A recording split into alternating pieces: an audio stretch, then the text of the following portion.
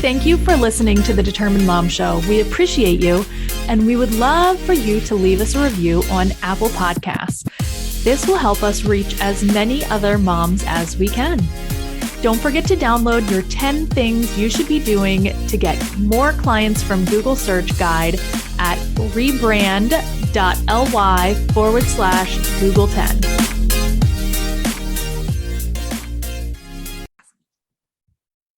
Welcome to this episode of the Determined Mom Show. I am your host, Amanda Tento, and I have my amazing friend, Meg Brunson here from Just Marketing. Welcome, Meg. Thank you so much. I'm so excited to be here, Amanda. I love connecting with you.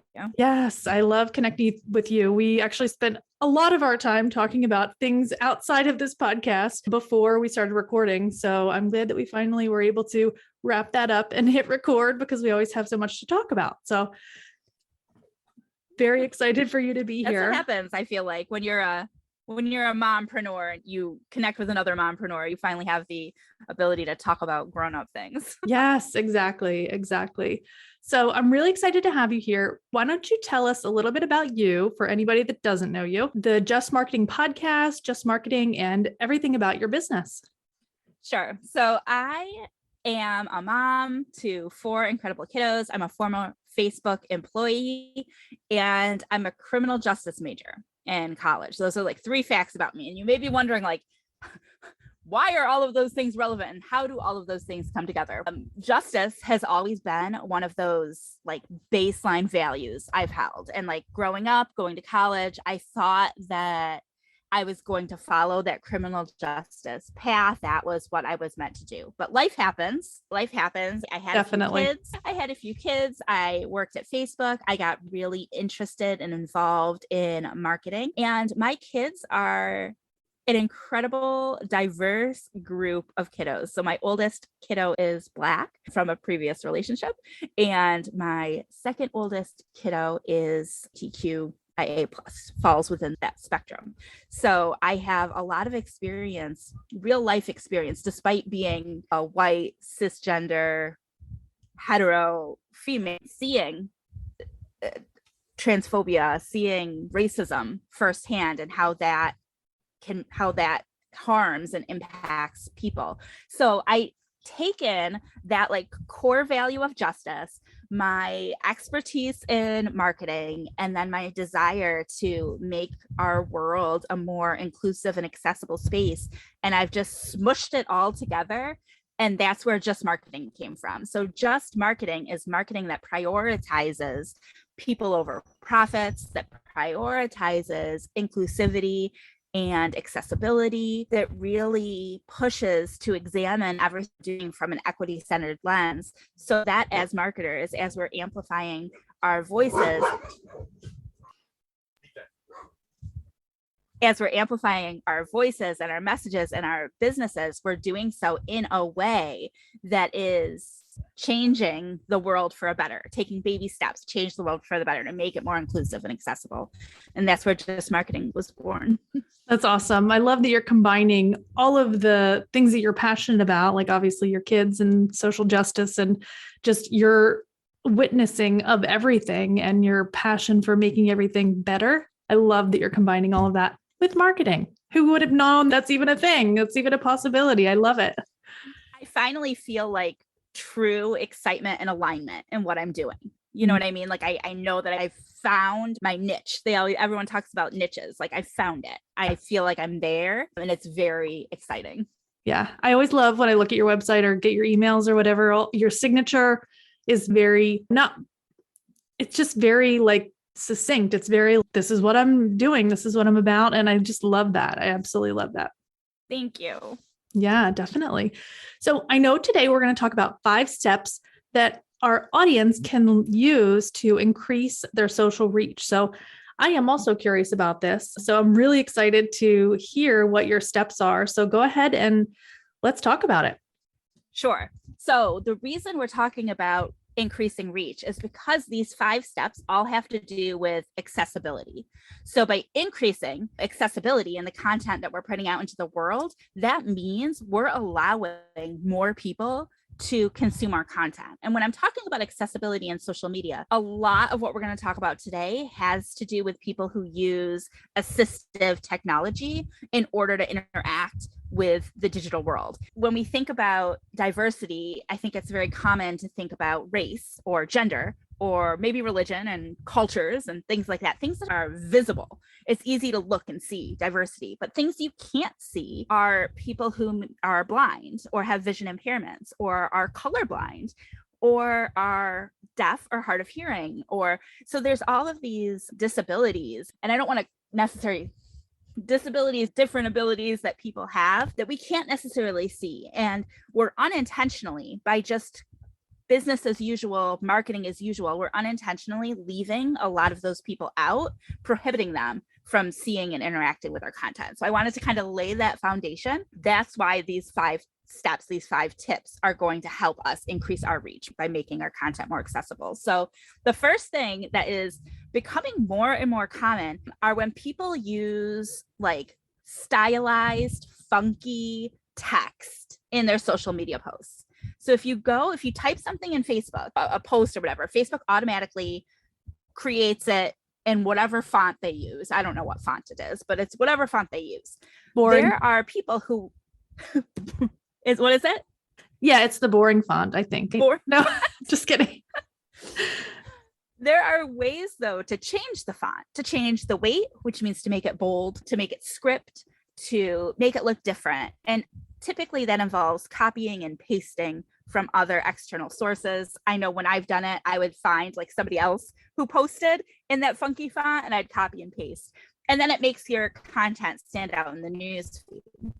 The problem that a lot of people don't know, that I didn't know, was that when a screen reader reads that content, they read the font information before each letter of the word that you've written in that font.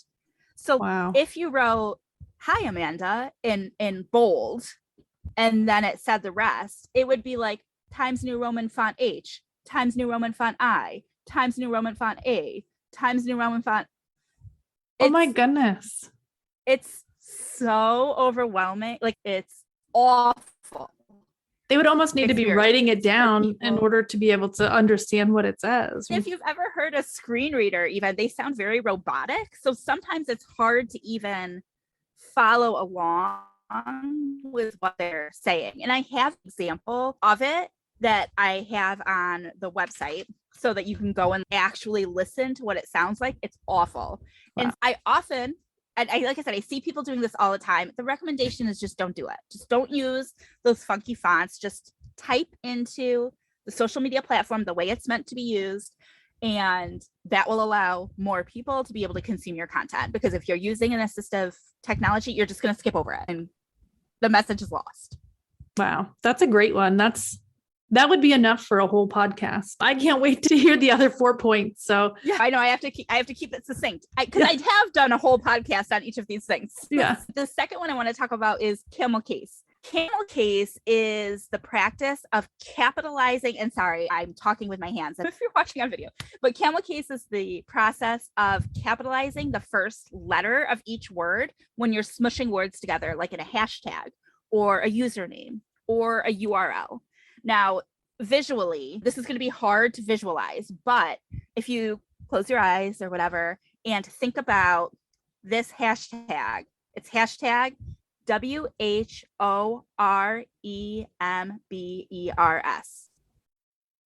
If you could picture those words, it's supposed to say who remembers. But that's not what I heard. But it can also be interpreted, oh gosh, can we swear on this? Is that considered a swear word? As whore members or who remembers, 2 very different things.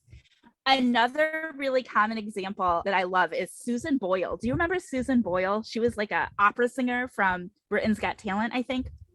And when she released her album, they wanted to use the hashtag Susan Album Party. But another way you can break those letters up is SUS. So either Suze or Sus, anal bum party. Oh, wow. Right? Yeah, that is not what they wanted to get across. when you write in all lowercase letters, number one, it's hard for any eyes to figure out what that is. You're scanning, you're looking for a familiar word, then you're trying to break it up into little chunks. It takes us a couple seconds to figure out what the hashtag is. And that could be made so much easier if we used camel case, if we just capitalized the first letter of each word in that hashtag URL, username, whatever the case may be. And with screen readers, going back to that assistive technology, if they see capital letters, they'll read those as words. Otherwise, they're trying to read that whole string as one word, and it's gobbledygook. Like, you can't understand it. I'm going to fix all my hashtags from now on. This is great. And I use a scheduling tool that allows you to have hashtag banks. And so one super easy task is to put 10 minutes on your calendar and just go in and update all of your hashtags to make them capitalized. So like the first thing, don't use that funky text. The second thing, just update your hashtag banks. It's unfortunate that Insta will default to all lowercase, but if we just type them out with uppercase, if we save them in a document and copy paste, or whatever the case may be, it really isn't that much more work to capitalize those letters to make the user experience better. Yeah, I love that. Okay, that's awesome. All right, what about number 3? Number 3 is the hardest one. Oh, I know. I'm ready. Stay with me. This is the hardest one. It's the saddest one, but it's not as bad as it seems. Emojis. All right. I love emojis. We love these little guys, but we have to dial it back a little bit. And there's some rules we need to follow with emojis. So emojis have built-in alt text, basically. So when you use an emoji, a screen reader knows what to say based on how it's programmed. Side note, you can check emojipedia. I believe it's .org to check what the screen reader will say when it sees that emoji. So there's a lot of difference in emoji. There's one emoji that looks like 2 hands pressed together. And I know some people use that as a high five. Some people use it as praying hands. And even with praying hands, sometimes it can be used as like actual prayer versus thank you so much, right? This is 3 different ways that emoji can be interpreted. So in order to make your content equitable, which means that everybody understands it in the same way, we need to be clear about what emojis we're using and how people are understanding them. Saying number 1, make sure what your emojis are actually saying. Number 2, we don't want to use emojis as bullet points, which I am totally guilty of doing because I think it's cute. But then before every bullet point, it's reading pointing finger to the right, your content, pointing finger to the right, your content, or whatever it is. I'm making that up, but whatever that emoji is. And the same way that funky text can get exhausting, annoying, overwhelming, using too many emojis can feel that way too. So emojis should be used to enhance your message, not to be or replace your message. Don't replace words with emojis. Best practice would be to use 1 to 2 emojis per post, to put them at the end of your message after your call to action. Wouldn't it be sad if someone got to 3 or 4 emojis and then tuned out, so they never got to your call to action? Again, these are tough, right? Because we love these emojis. And again, this could be a whole podcast episode, but there are skin tone emojis. So there's yellow, and then there's 5 skin tones. And I started using the skin tone that most closely, in my opinion, represented me. I felt like that's what I should be doing. Yeah. However, when you use a skin tone emoji, it actually adds additional alt text to the emoji. So now instead of saying pointing finger to the right, it says skin tone number 2, pointing finger to the right. Oh my goodness.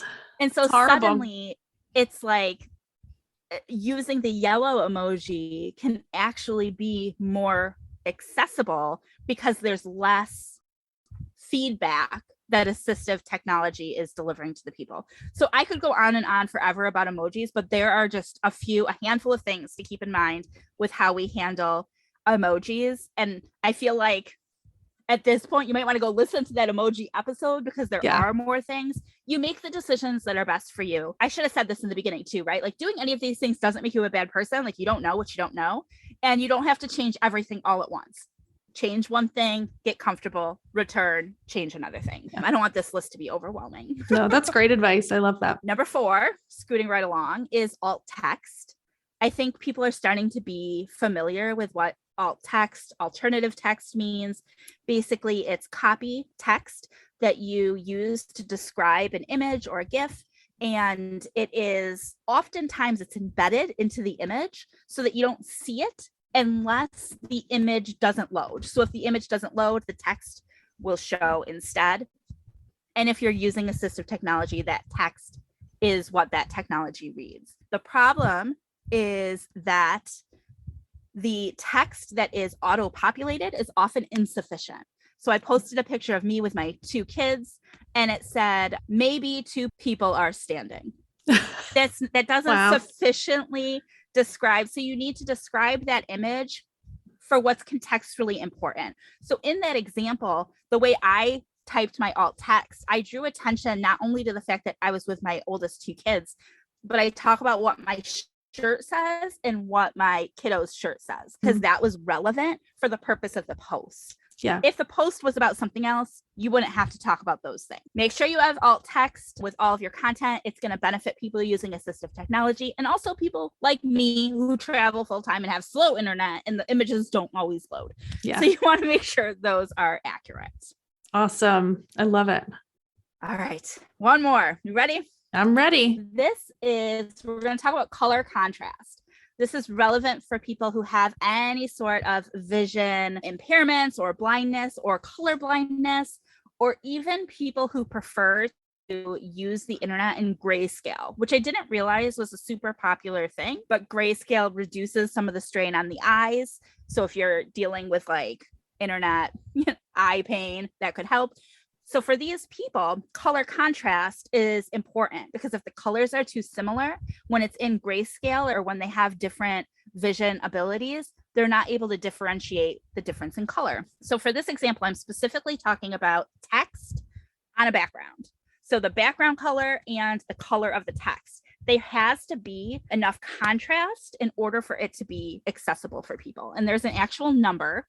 It's 4.5 to 1. Is the contrast. And you're probably thinking, what the heck does that mean? And how do I determine what the contrast is? And I'm going to give you a link, because the link is not pretty, but I'll give you a link that you can put in the show notes, and you can actually plug your colors in, and it will tell you what your ratio is. And it has a really easy scale that says if you pass or you fail. And so what I did is I plopped in I have 2 or 3 common background colors, and then 2 or 3 common like bold colors. So I just went through, I took 10 minutes and I checked how all my background colors work with all my foreground colors. And there was one that I was like, oh, I thought this was a light purple, but it clearly isn't. Like, it failed all the things. Oh no. And you were able to just slide. There's like a slider, so you can adjust the colors to meet the ratio. And I just updated my brand colors. That's so cool. Them. Yeah, that is awesome. So now I update that in my branding guides, and going forward, my content is automatically more inclusive, because I've changed this like medium purple into a lighter purple so that my text is always clear. Yeah. And it's amazing. Sometimes if you've got decent vision, you don't realize how much that color contrast matters. And again, there's so much more stuff we can talk about here. Button color contrast is a whole nother topic, and we could go on and on forever. All of the 5 points that you've talked about are mind-blowing for someone that hasn't really thought about those things, like especially the social media stuff. Like, I knew about the color contrast from web design, but the rest of it, I'm like, wow, that's craziness. Like, I didn't even realize that it read that things that way. I absolutely love this. And I love that you've been here to share this with our guests. So where is a great place for people to find you and get more information about all of this? Yeah. So my main website is megbrunson.com. I encourage you to check me out there. If you're interested in the podcast, you can go to justmarketingpodcast.com. And I also have, because this stuff, there is so much, it can be very overwhelming. I've put together a checklist. It's actually a two checklists that are put together, but one is things to go through to make sure your content is accessible as possible before you post like your next piece of content. The second checklist is a little different. It's how to respond in case of a tragedy. So like how to determine what warrants changing your social media strategy in case of a school shootings or wars, or now I can't think of any other examples, but police violence, any of those things. When there's a tragedy that occurs, how do you respond? So it's those two checklists bundled together, and that's at justmarketingchecklist.com. So that'll help you navigate these things step by step. Awesome. I love it. Thank you for providing that for everyone. Thank you so much, Meg, for being here, sharing your wisdom, and you all must listen to the Just Marketing podcast. Definitely go and download that now. Thanks so much, Amanda. Thank you, Meg. Let's face it, piecing together a marketing plan with the things you hear, watch, or read online, while tempting, is never a good idea. The truth is, people don't search on social media for your services, and even if they do, they will still be going to Google to check your ratings. By not having a cohesive, proven marketing system, you are leaking clients and customers through giant holes in your customer acquisition bucket. But let's talk about what else isn't working. Posting tirelessly on social media, tracking followers as a business metric for success, paying for ineffective marketing, buying glossy ads in coupon magazines, spending time replying to comments, paying others to manage your social media with no actual sales coming in. So what is going to work?